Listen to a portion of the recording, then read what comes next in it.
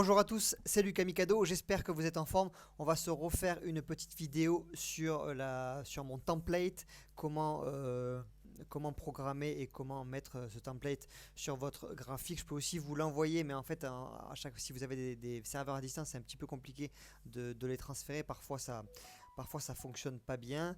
Donc voilà, c'est mieux que vous puissiez le faire par vous-même et comme ça, vous pouvez aussi paramétrer vos propres couleurs. Et voilà, donc c'est un template que y a pas mal de monde qui est pas mal de monde qui l'utilise et je trouve ça très bien. Template très visuel, donc tant mieux si ça vous a plu.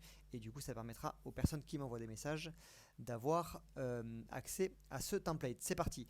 Donc, vous sélectionnez quand vous êtes sur votre serveur à distance ou sur MT4, vous sélectionnez n'importe quel template. Bon, ici, moi j'ai mis le Aria Template 1, mais finalement, peu importe. Ce que vous allez faire, c'est pas mettre Ishimoku directement. Pardon, c'est le 3 comme ça, parce que vous ne pourrez pas modifier les paramètres comme on le veut. Ce qu'il va falloir faire, c'est aller dans. Alors, on va remettre Aria Template 1. On va aller dans Navigateur. Hop, voilà. Et ici, on va aller attraper Ishimoku, on va double-cliquer et ici on va pouvoir modifier tous les paramètres en détail. Pourquoi ici on peut modifier exactement les paramètres comme on veut et sur le graphique directement, je ne sais pas trop, mais en tout cas c'est comme ça.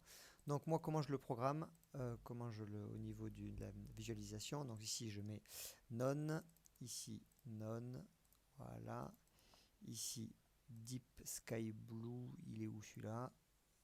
Bon, c'est un bleu, c'est pas grave. Voilà. Ici, on va mettre du rouge. Voilà. On va mettre pareil en pointillé. Non.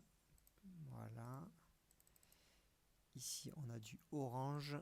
Et là, on a du turquoise. Voilà. Et ici, il me semble, ouais, c'était ça. Deux lignes pointillées. Ok. Donc, notre indicateur normalement est prêt. Tac, c'est parti. Donc on a notre joli nuage qui apparaît.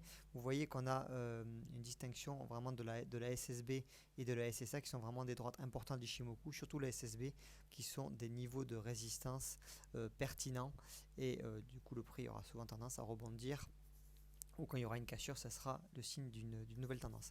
Vous avez vu déjà, même si on enlève cette droite là, eh bien, on a quelque chose qui est très visuel. Vous voyez, ici c'est très clair, on est en tendance baissière et là on a un début de tendance haussière. Donc moi ce qui va m'intéresser c'est effectivement quand il va y avoir un croisement des moyennes mobiles, on va les rajouter. Donc on va finir l'indicateur. Ici par contre vous pouvez les rajouter ici les moyennes mobiles. Donc vous faites trend et moving average. Donc vous mettez voilà 7. Ok, donc gold. Vous mettez une moyenne mobile 20.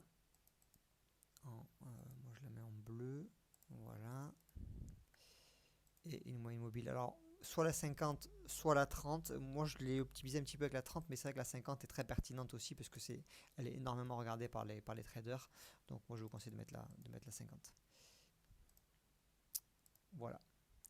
Donc, on est ici, vous avez vu que vous avez un début de croisement de moyenne mobile, la MM7 qui croise la MM20 qui croise elle-même la MM50 à ce niveau-là, un début de nuage haussier. Pour moi, c'est tout à fait des configurations où on peut positionner et programmer Aria à l'achat. On pourrait aller un petit peu plus loin, les fractales, voilà, c'est quand même hyper important avec Aria parce que c'est le mode d'entrée automatique. On peut les mettre en aqua, voilà, pour qu'elles soient un petit peu plus visibles. On garde toujours les points pivots, bien sûr. On a toujours la bougie daily qui est à droite, qui est en cours de formation.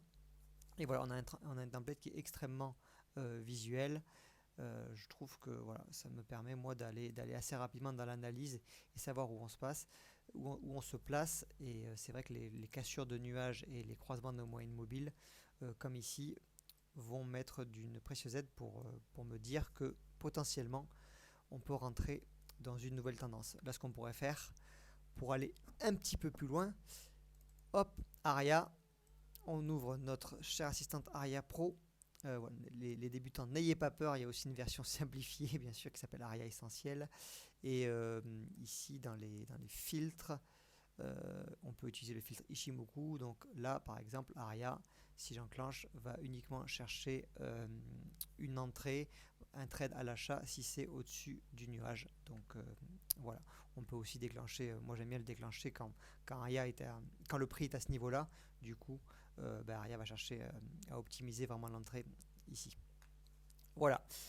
Comment je fonctionne le template, ce que vous faites par la suite après, tout simplement, vous le sauvegardez, save template, vous mettez le nom que vous voulez et vous le sauvegardez, comme ça vous pouvez le charger en un clin d'œil sur les graphiques. Voilà, j'espère que ça va vous aider. N'hésitez pas, voilà, si vous avez des questions, utilisez Aria, filtrez les tendances avec Ishimoku. Vous avez aussi la possibilité de filtrer les tendances avec les moyennes mobiles, que ce soit la MM20, la MM50, ça peut être super intéressant aussi. Quand on a des configurations comme ça, voilà, mettre un stop, par exemple en U daily qui pourrait se placer, à mon avis, se placerait tout à fait il serait tout à fait bien placé en automatique ici et programmer un filtre de tendance avec une moyenne mobile 20 et Aria après va vous chercher un trade ici et voilà quoi. Et allez, il va vous taper le TP ici, c'est sûr à 100%. Non, seule Madame Irma le sait, mais bon, on cherche toujours son numéro. Voilà, si je le trouve, je vous l'envoie. Je vous l'envoie avec plaisir. C'était Lucas Mikado, passez une bonne fin de journée. Ciao, merci.